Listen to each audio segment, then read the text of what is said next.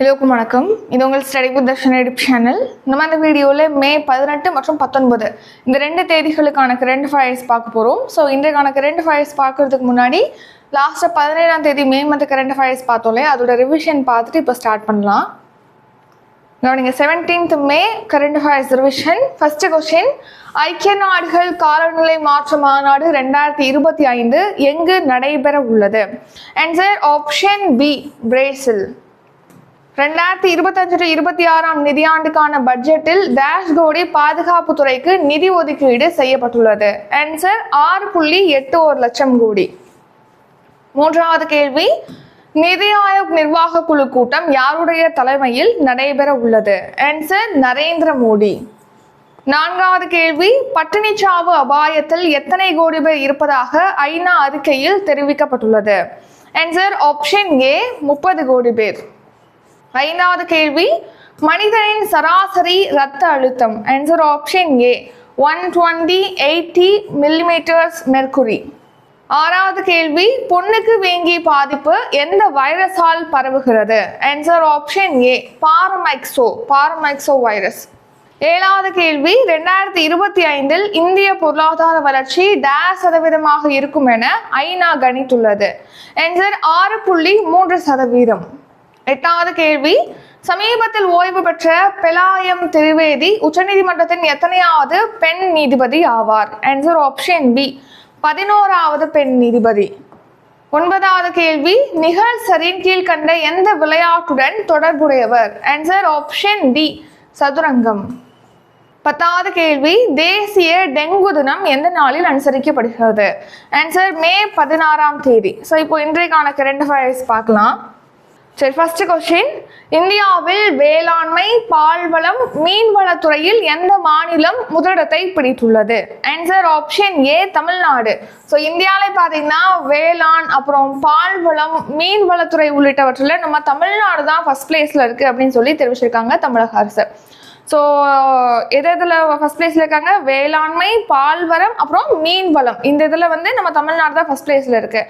அதில் முக்கியமாக பார்த்தீங்கன்னா வேளாண் துறையை பொறுத்த வரைக்கும் முன்னாடி ஒரு 10 வருஷம், இப்போ 2021-22 இருக்கு இல்லையா, 24 வரைக்கும் நம்ம வேளாண் வளர்ச்சியானது முந்தைய 10 ஆண்டுகளோடு ஒப்பிடும்போது இன்க்ரீஸ் ஆயிருக்கு வேளாண் வளர்ச்சின்னு சொல்லியிருக்காங்க.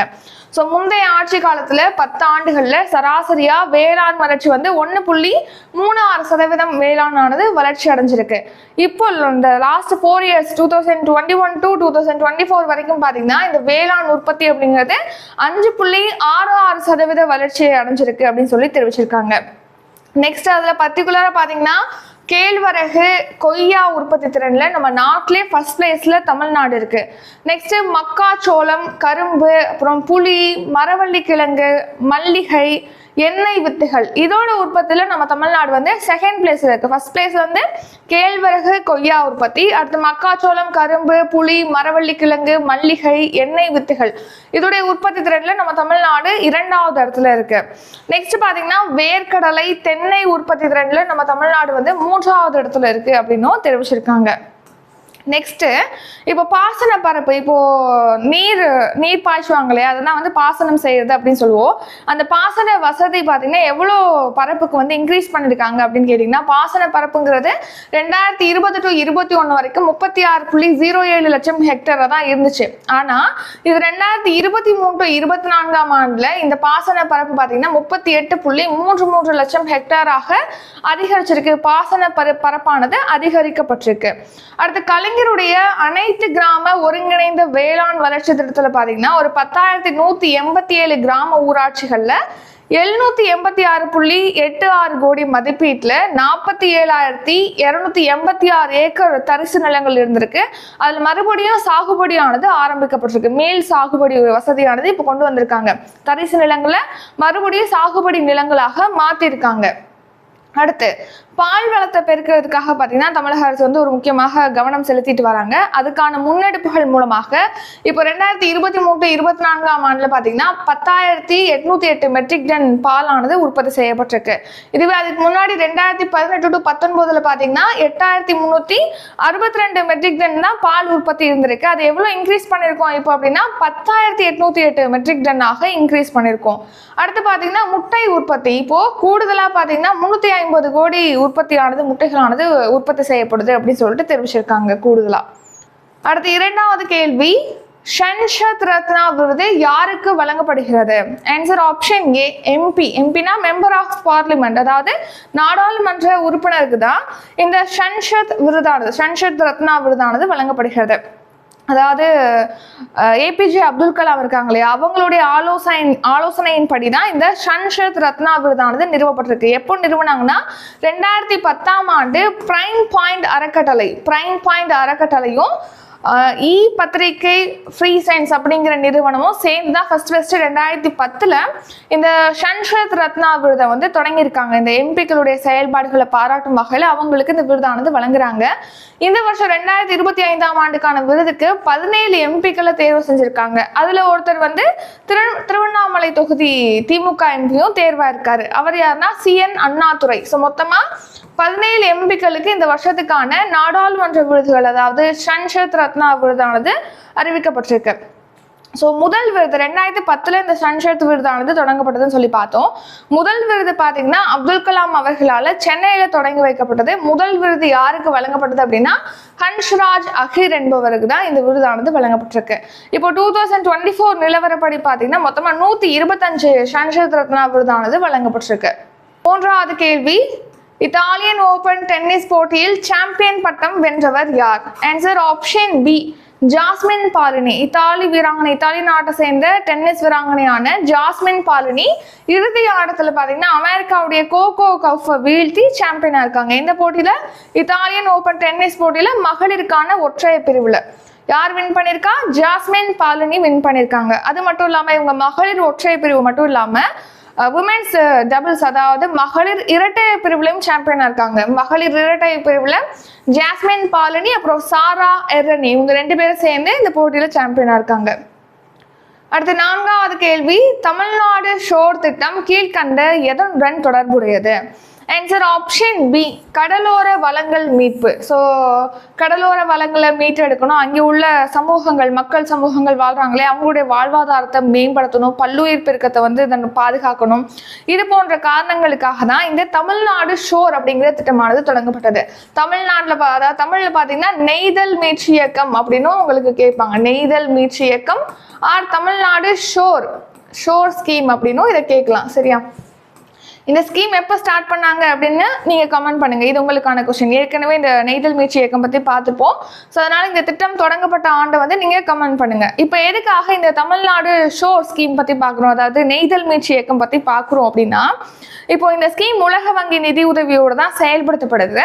இப்போ என்னன்னா ஒரு தீவு பார்த்தீங்கன்னா கடலுக்குள்ள மூழ்கும் அபாயமானது இப்போ இருக்கு. அதை வந்து மீட்டெடுக்கணும் அந்த தீவு அப்படிங்கிறதுக்காக தான் இந்த ஸ்கீமை வந்து நம்ம பார்க்குறோம். ஸோ எந்த தீவை மீட்டெடுக்க போறாங்க அப்படின்னா கரியாச்சல்லி தீவு. ஸோ மன்னார் வளைகுடால பார்த்தீங்கன்னா கடல்சார் தேசிய பூங்கால ஒரு 21 தீவுகள்ல ஒண்ணுதான் இந்த கரியாச்சல்லி தீவு இருக்கு. இந்த கரியாச்சல்லி தீவை காப்பாற்றணும் அப்படிங்கிறதுக்காக 50 கோடியில புனரமைப்பு நடவடிக்கைகளை தமிழக அரசு மேற்கொள்ள போறாங்க. ஸோ அது இந்த தமிழ்நாடு ஷோர் திட்டத்தின் ஒரு பகுதியாக தான் இந்த தீவுடைய புனரமைப்பு பணிகளை தமிழக அரசு மேற்கொள்ள போறாங்க. ஸோ தமிழ்நாடு ஷோர் அப்படிங்கிறது உலக வங்கி நிதி உதவியோடு தானே செயல்படுத்துறாங்க. ஸோ போதிய பராமரிப்பு இல்லாம அழியக்கூடிய தீவை வந்து பாதுகாக்கணும் அப்படிங்கிறதுக்காக உலக வங்கி உதவியோட இந்த தீவை வந்து மீட்க போறாங்க. 50 கோடியில புனரமைப்பு பணிகளானது மேற்கொள்ளப்பட இருக்கு. ஸோ தமிழ்நாடு ஷோர் அதோட ஃபில் ஃபார்ம் என்னன்னா நிலையான பெருங்கடல் வளங்களை பயன்படுத்துதல் அப்படிங்கிறத இதோட ஃபில் ஃபார்ம். ஷோர் அப்படிங்கிறத ஃபில் ஃபார்ம். ஸோ இந்த ஸ்கீம் வந்து உங்களுக்கு நெய்தல் மீட்சி இயக்கம் அப்படின்னும் கேட்கலாம். இப்போ இந்த கரியாச்சல்லி தீவை பத்தி பார்த்தோம் அப்படின்னா இது 1969 இதோட பரப்பளவு 20.85 ஹெக்டரா இருந்திருக்கு. அது இப்போ 2018 எவ்வளோ ஹெக்டரா குறைஞ்சிருக்கு, அது தண்ணீருக்குள்ள போயிடுச்சு. அதோட நிலப்பரப்பு மண் அரிப்பின் காரணமாக நீரோட மட்டமானது அங்கே இன்க்ரீஸ் ஆயிடுச்சு. ஸோ அதனால இப்போ எவ்வளவுதான் இருக்கு அதோட பரப்புனா 5.47 ஹெக்டராக அந்த கரியாச்சல்லி தீவுடைய பரப்பானது சுருங்கிருச்சுன்னு சொல்லி தெரிவிச்சிருக்காங்க. ஸோ இதை மறுபடியும் புனரமைக்கணும். இப்போ நம்ம அதை அப்படியே விட்டுட்டோம் அப்படின்னா கடல் அரிப்பு காரணமாக 2036ஆம் ஆண்டு இந்த கரியாச்சல்லி தீவு வந்து முற்றிலுமாக நீருக்குள்ள மறையும் அபாயமானது இருக்குன்னு சொல்லியிருக்காங்க. அதனாலதான் இப்போ இந்த புனரமைப்பு நடவடிக்கைகளை மேற்கொள்ள போறாங்க. அது எந்த ஸ்கீம்ல அப்படின்னா TN ஷோர் திட்டத்தின் கீழ் மேற்கொள்ள போறாங்க. ஐந்தாவது கேள்வி, சர்வதேச நிதியம் எந்த நாட்டிற்கு அடுத்த கட்ட கடன் தவணையை விடுவிக்க கூடுதலாக 11 நிபந்தனைகளை விதித்துள்ளது? ஆன்சர் பாகிஸ்தான். நம்ம ஏற்கனவே பார்த்துருப்போம். ஒரு பாகிஸ்தானுக்கு பாத்தீங்கன்னா IMF இன்டர்நேஷனல் மானிட்டரி ஃபண்ட் வந்து கடன் வழங்குவதாக அறிவிச்சிருப்பாங்க. இந்தியாவுடைய எதிர்ப்பையும் மீறி கடன் கொடுக்கறதுக்கு ஒப்புதல் அளிச்சிருப்பாங்க. ஒரு $2.4 பில்லியன் கிட்ட வந்து கடன் கொடுக்கறதுக்கு ஒப்புதல் அளிச்சிருப்பாங்க. ஸோ அதை எடுத்து இப்போ இந்த பாகிஸ்தான் பாத்தீங்கன்னா அவங்களுடைய ராணுவத்துக்கு வந்து இப்போ ஸ்டார்டிங்லேயே பாத்தீங்கன்னா இந்தியா என்ன சொல்லியிருப்பாங்கன்னா, அந்த பாகிஸ்தான் வந்து பயங்கரவாத கட்டமைப்புகளுக்காக இந்த பணத்தை வந்து செலவு பண்றதுக்கு வாய்ப்பு இருக்கு, அதனால கொடுக்க வேணாம்னு சொல்லி இந்தியா நிராகரிச்சிருப்பாங்க. ஆனா IMF ஒப்புதல் அளிச்சிருப்பாங்க. அதை எடுத்து பாத்தீங்கன்னா பாகிஸ்தான் என்ன தெரிவிச்சிருப்பாங்கன்னா, நாங்க பாதுகாப்புக்கான ஒதுக்கீடு, அதாவது பட்ஜெட் ஒதுக்கீடு வந்து இன்க்ரீஸ் பண்ண போறோம்னு சொல்லியிருப்பாங்க. இன்னொரு பயங்கரவாத கட்டமைப்புகளுடைய தலைமையகங்களை வந்து மேம்படுத்த போறதா அறிவிப்பு வெளியிட்டிருப்பாங்க. ஸோ அதை எடுத்து இப்போ IMF பாத்தீங்கன்னா இந்த கடன் பெறுவதற்காக ஒரு 11 கூடுதல் நிபந்தனைகளை விதிச்சிருக்காங்க. எந்த நாட்டுக்குன்னா பாகிஸ்தான் நாட்டுக்கு. ஸோ பாகிஸ்தானுக்கு பார்த்தீங்கன்னா 20,000 கோடி வரைக்கும் தவணை முறையாக கடன் வழங்குறதுக்கு இன்டர்நேஷனல் மானிட்டரி ஃபண்ட் ஒப்புதல் அளிச்சிருப்பாங்க. ஸோ இப்போ அந்த கடனை பெறுவதற்கு பார்த்தீங்கன்னா அந்த அடுத்த கட்ட தவணையை விடுவிக்கிறதுக்காக ஒரு 11 கூடுதல் நிபந்தனைகளை இப்போ பாகிஸ்தானுக்கு விதிச்சிருக்காங்க IMF. அடுத்த 6வது கேள்வி, 58வது ஞானபீட விருது யாருக்கு வழங்கப்பட்டுள்ளது? Answer option A, Jagadguru Rambhadracharya. So அதாவது இப்போ ரீசெண்டாக 59வது ஞானபீட விருது அறிவிச்சிருப்பாங்க. அந்த விருது வந்து வினோத் குமார் சுக்லா என்பவருக்கு அறிவிக்கப்பட்டது. அதுக்கு முன்னாடி வந்து 58வது ஞானபீட விருது அறிவிச்சிருப்பாங்க. அந்த விருது பார்த்தீங்கன்னா 2 பேருக்கு அறிவிச்சிருப்பாங்க. ஒருத்தர் வந்து ஜகத்குரு ராமபத்ராச்சாரியா, இன்னொருத்தர் வந்து குல்சார். ஸோ குல்சார், இன்னொருத்தர் வந்து குல்சார். இவங்க 2 பேருக்கு அறிவிச்சிருப்பாங்க. அதில் இப்போ ஜகத்குரு பத்ராச்சாரியாவுக்கு பார்த்தீங்கன்னா குடியரசுத் தலைவர் திரௌபதி முர்மு அவர்கள் ஞானபீட விருதை வழங்கியிருக்காங்க. ஸோ இந்தியாவில் இலக்கியத்துறையில் வழங்கக்கூடிய உயரிய விருதாக இந்த ஞானபீட விருதானது வழங்கப்படுது, இப்போ பெறப்படுது, அதாவது அறியப்படுது. இப்போ சமஸ்கிருத அறிஞர் ஜகத்குரு பத்ராச்சாரியா என்பவருக்கு பார்த்தீங்கன்னா 58வது ஞானபீட விருதானது வழங்கப்பட்டிருக்கு. ரீசெண்டாக தான் 2024ஆம் ஆண்டுக்கான 59வது ஞானபீட விருது வந்து ஹிந்தி எழுத்தாளர் வினோத் குமார் சுக்லா அவர்களுக்கு வந்து அறிவிக்கப்பட்டிருக்கு. ஞானபீட விருது அப்படிங்கிறது எப்போ ஸ்டார்ட் பண்ணாங்கன்னா 1961 ஸ்டார்ட் பண்ணியிருப்பாங்க. முதல் விருது யாருக்கு வழங்கப்பட்டிருக்குன்னா ஜி சங்கரா குரூப் என்பவருக்கு வழங்கப்பட்டிருக்கு. ஃபர்ஸ்ட் 1965 தான் இந்த விருது சங்கரா குரூப்புக்கு வழங்கியிருக்காங்க. ஞானபீட விருதுங்கிறது பார்த்தீங்கன்னா இந்திய அரசியலமைப்புடைய 8வது அட்டவணையில் இருக்கக்கூடிய 22 மொழிகளில் சிறந்த படைப்புகளை வெளியிடக்கூடிய, சிறந்த படைப்புகளை உருவாக்கக்கூடியவங்களுக்கு வழங்கப்பட்டு வருது ஒவ்வொரு வருஷமும். ஸோ இந்த விருது பெறவங்களுக்கு 21 லட்சம் ரூபாய் பரிசு தொகை வழங்குறாங்க. அதோட வாக்தேவி சிலையானது வழங்கப்படுகிறது. அதுக்கான சர்டிபிகேட், சான்றிதழ் வந்து கொடுக்குறாங்க. நெக்ஸ்ட் ரீசன் நியூஸ், 2024ஆம் ஆண்டிற்கான மொழிபெயர்ப்புக்கான சாகித்ய அகாதமி விருது பார்த்தீங்கன்னா விமலா என்பவங்களுக்கு வழங்கப்பட்டிருக்கு. 2025ஆம் ஆண்டுக்கான ஔவையார் விருது யசோதா சண்முக சுந்தரம் அவர்களுக்கு வழங்கப்பட்டிருக்கு. அடுத்து ஹோல்பர்க் பரிசு காயத்ரி சக்கரவர்த்திக்கு வழங்கியிருக்காங்க. டென்மார்க்குடைய நைட்ஸ் கிராஸ் விருது பார்த்தீங்கன்னா இந்தியாவுடைய விஜய் சங்கர் என்பவங்களுக்கு வழங்கியிருக்காங்க. 7வது கேள்வி, எந்த நாடு சொந்த நாட்டிற்கு பணம் அனுப்பினால் 5% வரி விதிக்க உள்ளது? Answer option B, America. So அமெரிக்க அதிபர் டொனால்ட் ட்ரம்ப் பார்த்தீங்கன்னா இதுவே வந்து அமெரிக்காவில் இருப்பாங்க இல்லையா, வெளிநாட்டை சேர்ந்தவங்க இருப்பாங்க இல்லையா, அங்கே குடியுரிமை பெற்று கிரீன் கார்டு பெற்று அங்கே இருப்பாங்க, இல்லைன்னா விசா பெற்று அங்கே இருப்பாங்க இல்லையா, அவங்களுடைய சொந்த நாட்டுக்கு பணம் அனுப்புகிறாங்க அப்படின்னா அந்த பணத்துக்கு 5% டேக்ஸ் வந்து விதிக்கப்படும் அப்படின்னு சொல்லிட்டு அதுக்கான மசோதாவை வந்து அறிமுகப்படுத்தியிருக்காங்க. ஸோ எந்த நாடு அப்படின்னா அமெரிக்கா தான். அமெரிக்காலே இருக்காங்க. அமெரிக்கர்கள் வந்து அனுப்புறதுக்கு, வெளிநாடுகளுக்கு அனுப்புறதுக்கு வந்து வரி கிடையாது. இதுவே அமெரிக்கா இல்லாம வெளிநாட்டை சேர்ந்தவங்க அங்கே வந்து கிரீன் கார்டு வாங்கி அங்கேயே குடியுரிமை பெற்று வாழ்றாங்க இல்லையா, அவங்க அது மட்டும் இல்லாம அங்கே விசா வாங்கியிருப்பாங்க, H1B விசா, அப்புறம் H2B விசா வாங்கி தற்காலிகமாக அங்கே இருக்கிறாங்க இல்லையா, அவங்களுடைய சொந்த நாட்டுக்கோ இல்லைன்னா வெளிநாட்டுக்கோ பணம் அனுப்புறாங்க அப்படின்னா அந்த பணத்துல பாத்தீங்கன்னா 5% டேக்ஸ் விதிக்கப்படும் அப்படின்னு சொல்லிட்டு இப்போ அமெரிக்கால புதிய ஒரு முன்னெடுப்பானது கொண்டு வராங்க, புதிய ஒரு நடைமுறையை வந்து கொண்டு வராங்க. அதுக்கான மசோதாவை இப்போ ரீசெண்டா வந்து தாக்கல் செஞ்சிருக்காங்க. ஸோ அதன்படி பார்த்தீங்கன்னா இந்தியா வந்து இதனால பாதிக்கப்படும் அப்படின்னு சொல்றாங்க. ஏன்னா 2023-24ஆம் ஆண்டுல $12,000 கோடி பணமானது அமெரிக்காலேருந்து இந்தியாவுக்கு வந்திருக்கு. ஸோ அதன்படி இந்தியா பெற்ற மொத்த வெளிநாட்டு பணத்துல 28% பார்த்தீங்கன்னா அமெரிக்காலேருந்து தான் இந்தியாவுக்கு கிடைக்குது. இப்போ டாக்ஸ் விதிக்கிறதுனால இது பாதிக்கப்படும் அப்படின்னு சொல்லி தெரிவிச்சிருக்காங்க. 8வது கேள்வி, சமீபத்தில் தொழில்நுட்ப கோளாறு காரணமாக இலக்கை எட்டாமல் கீழ்கண்ட எந்த திட்டம் தோல்வி அடைந்தது? Answer option C PSLV C61 EOS 09. EOS 09 அப்படிங்கிறது ஒரு புவி கண்காணிப்பு செயற்கைக்கோள். இந்த செயற்கைக்கோளை PSLV C61 ராக்கெட் மூலமாக ரீசெண்டாக லான்ச் பண்ணியிருப்பாங்க இஸ்ரோ. ஆனால் அந்த ராக்கெட்டுடைய 3வது நிலை பார்த்தீங்கன்னா தொழில்நுட்ப கோளாறு அந்த 3வது நிலையில் இருந்திருக்கு. ஸோ அதை அடுத்து இந்த ராக்கெட் திட்டமானது தோல்வி அடைஞ்சிருக்கு. ஸோ கவனிங்க, தொழில்நுட்ப கோளாறு காரணமாக இலக்கை எட்டாத PSLV C61னால இப்போ என்ன ஆயிடுச்சுன்னா அந்த மிஷன் வந்து தோல்வி அடைஞ்சிருக்கு. EOS 09 அப்படிங்கிற ஒரு அப்சர்வேஷன் சேட்டலைட், அதாவது புவி கண்காணிப்பு செயற்கைக்கோளை லான்ச் பண்ணியிருப்பாங்க PSLV C61 மூலமா. அந்த ராக்கெட்டுடைய 3வது நிலையை விடுவிக்கும் போது அதில் தொழில்நுட்ப கோளாறு ஏற்பட்டிருக்கு. ஸோ அதை அடுத்து இலக்கை எட்டாமல் அந்த திட்டமானது தோல்வி அடைஞ்சிருக்கு. ஸோ இஸ்ரோவுடைய தலைவராக யார் இருக்காங்க இப்போ அப்படின்னா V நாராயணன். இவர் வந்து இஸ்ரோவுடைய 11வது தலைவர். ஸோ இதுக்கு முன்னாடி பார்த்தீங்கன்னா PSLV C60 லான்ச் பண்ணியிருப்பாங்க. C60 மூலமாக ஸ்பேடெக்ஸ் லான்ச் பண்ணியிருப்பாங்க. சரியா, இப்போ வந்து இந்த திட்டமானது தோல்வி அடைஞ்சிருக்கு. இது ஏற்கனவே பார்த்தீங்கன்னா நம்ம புவி கண்காணிப்புக்காக நம்ம இஸ்ரோ சார்பில் கார்டோசாட், ஸ்காட்சாட், அப்புறம் ரிசாட் ஆகிய செயற்கைக்கோள்களானது விண்ணில் லான்ச் பண்ணியிருக்காங்க. அதோட வரிசையாக தான் EOS 09 அப்படிங்கிற ரிசாட் 1B சேட்டலைட்டு லான்ச் பண்ணியிருக்காங்க. அந்த திட்டம் இப்போ தோல்வி அடைஞ்சிருக்கு. எதுக்காக இதை லான்ச் பண்ணுவாங்க அப்படின்னா பாதுகாப்பு சம்பந்தமான தகவல்களை பெறுவது, அது மட்டும் இல்லாமல் வேளாண்மைக்கான தகவல்களை பெறுவதற்காக தான் லான்ச் பண்ணியிருப்பாங்க. இப்போ அந்த ராக்கெட் வந்து இலக்கை எட்டாமல் அந்த திட்டமானது தோல்வி அடைஞ்சிருக்கு.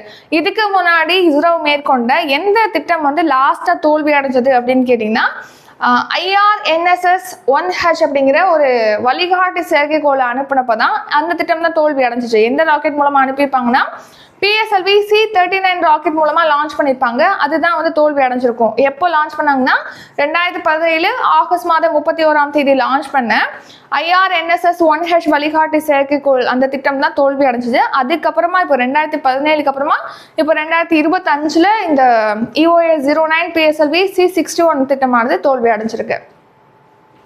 9வது கேள்வி, தோஹா டைமண்ட் லீக் போட்டியில் நீரஜ் சோப்ரா எத்தனையாவது இடத்தை பிடித்துள்ளார்? ஆன்சர் ஆப்ஷன் பி 2ஆம் இடம். ஸோ நம்ம டோக்கியோ ஒலிம்பிக்ல தங்கப்பதக்கம், அப்புறம் பாரிஸ் ஒலிம்பிக் போட்டியில் ஈட்டி எறிதலில் வெள்ளி பதக்கம் வென்ற வீரர் தான் நீரஜ் சோப்ரா, ஈட்டி எறிதல் வீரர். ஸோ இவர் பார்த்தீங்கன்னா ரீசெண்டாக தோஹா டைமண்ட் லீக் போட்டியில் வந்து 2nd பிளேஸ் பிடிச்சிருக்காரு. ஸோ கவனிங்க, தோஹா டைமண்ட் லீக் போட்டி ரீசனாக நடந்திருக்கு. அதில் நீரஜ் சோப்ரா பார்த்தீங்கன்னா 9.23 மீட்டர் தூரத்திற்கு ஈட்டி எறிந்து இப்போ வெள்ளி பதக்கத்தை வின் பண்ணியிருக்காரு. 2nd பிளேஸ் வந்து பிடிச்சிருக்காரு. ஸோ இந்த போட்டியை வந்து உலக தடகள அமைப்பு தான் நடத்துறாங்க, தோஹா டைமண்ட் லீக் போட்டியை.